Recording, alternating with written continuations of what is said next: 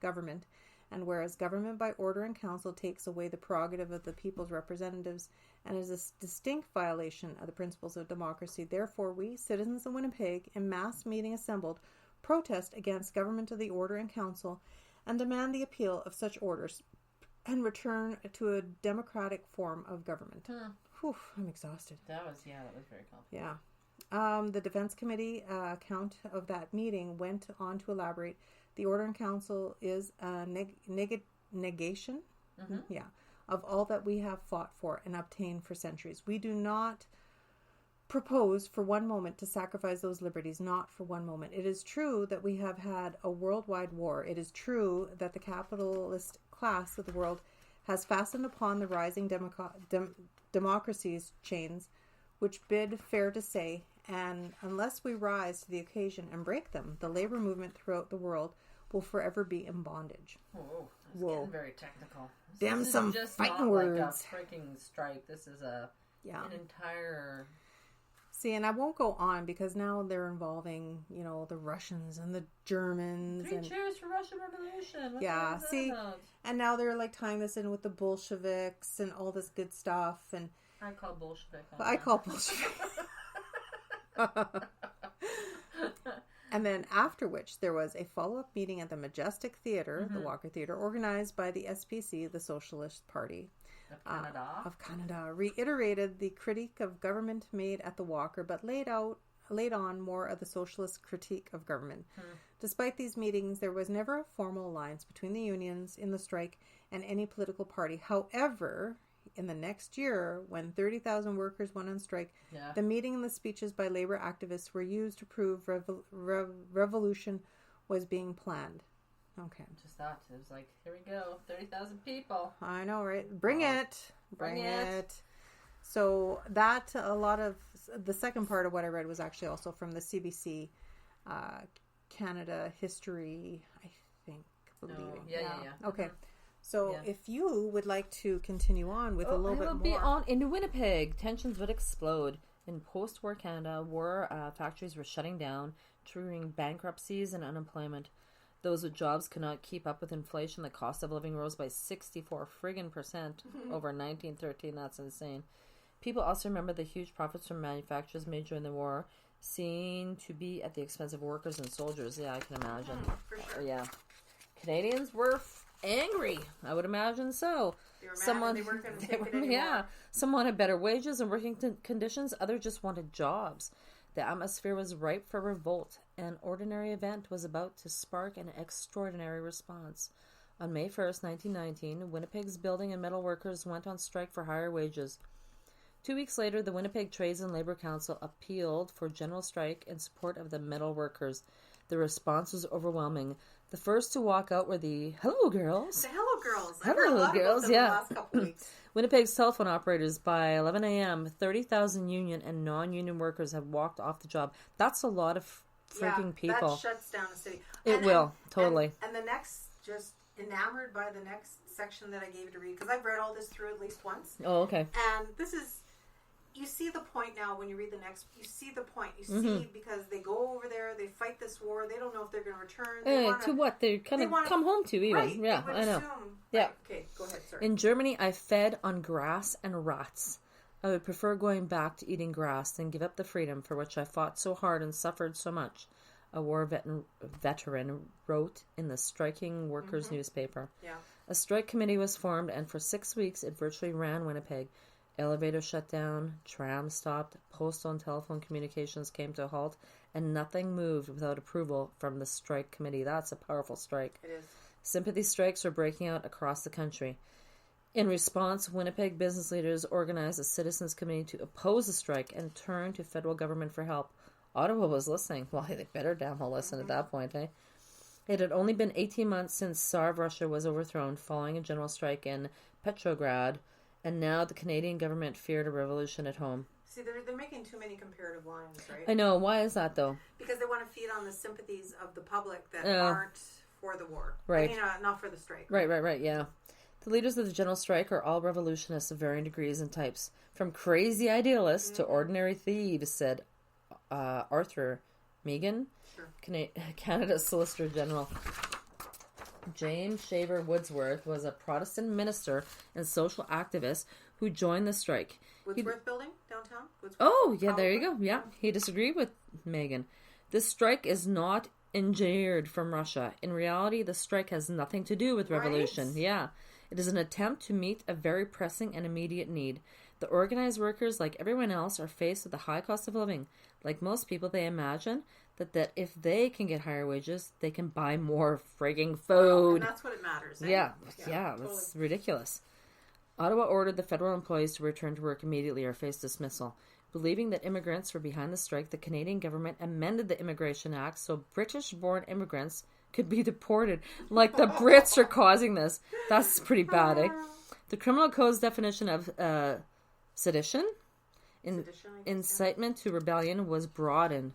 Meanwhile, the mayor of Winnipeg, Charles Gray, fired most of the city's police force. Lovely. Many officers were sympathetic to the strikers, and they were replaced with 1,800 special constables recruited and paid for by the business community. The specials received a horse and a baseball bat to keep order. Oh my God. Ain't that special? The Royal Northwest Mounted Police, the Redcoats, were also brought in. Wow.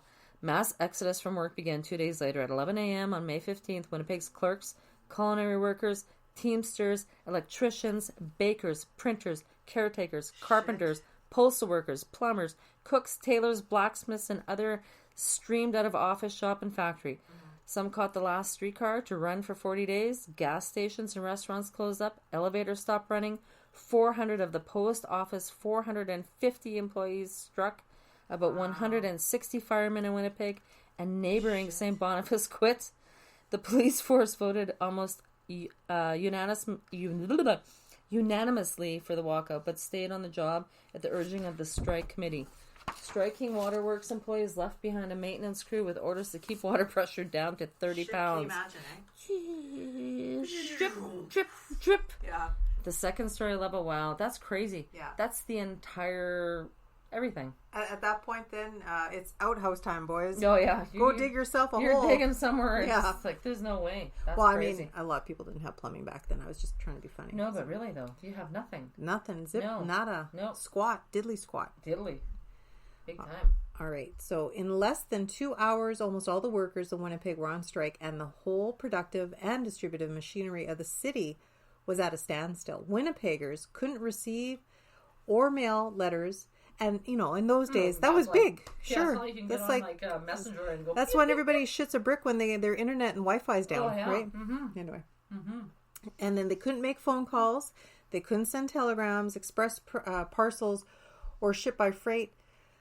It says here, so complete was the post office breakdown lasting 10 days. That postmaster P.C. McIntyre wired Ottawa to stop sending all but first-class mail.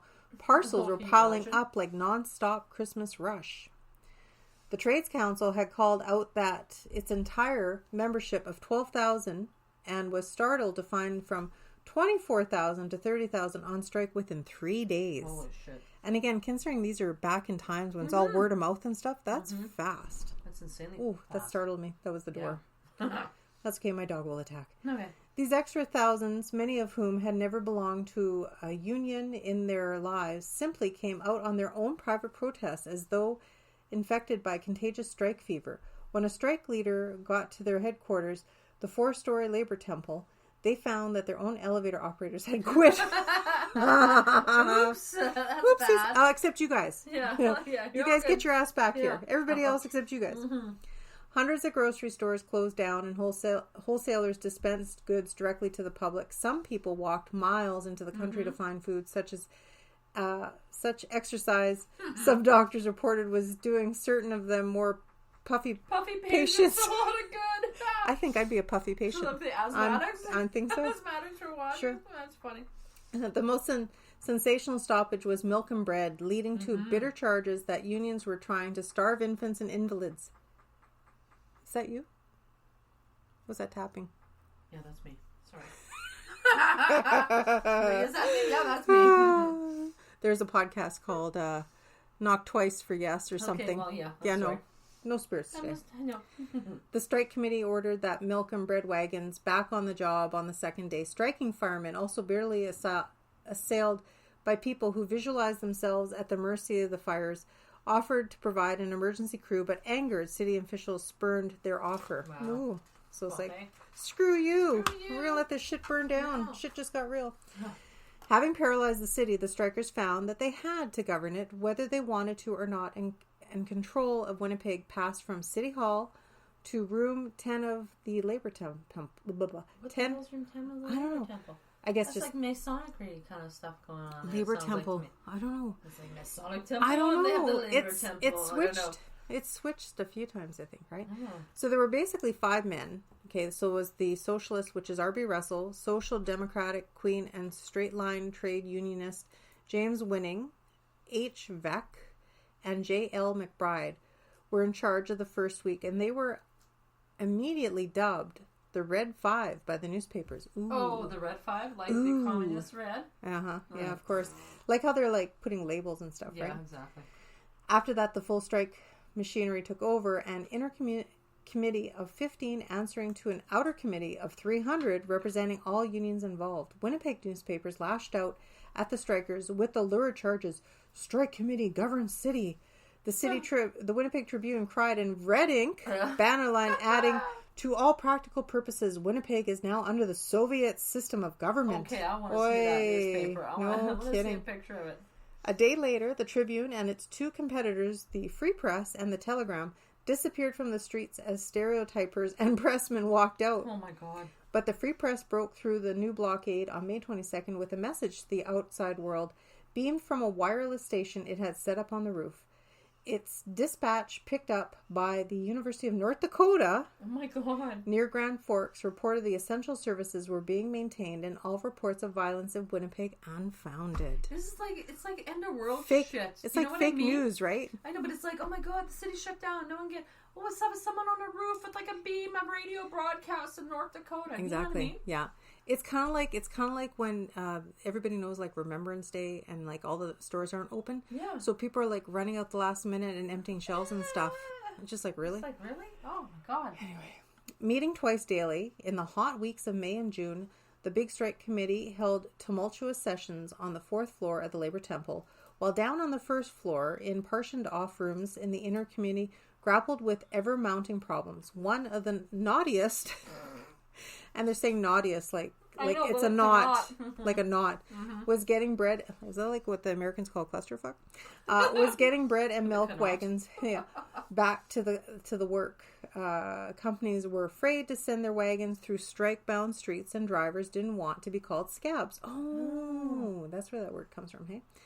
So the strike committee issued permission placards, 12 by 16 inches, which read "Permitted by the authority of the strike committee," and anybody can make up that shit, right? Make up their own signs. Anyway, was it in red ink? Yeah, probably. They weighed heavily. Yeah, they weighed heavily against the strike leaders in court later, when the prosecution charged that the committee had thus taken licensing authority into its hands, usurping governmental functions. Holding the strikers in line was another formidable problem.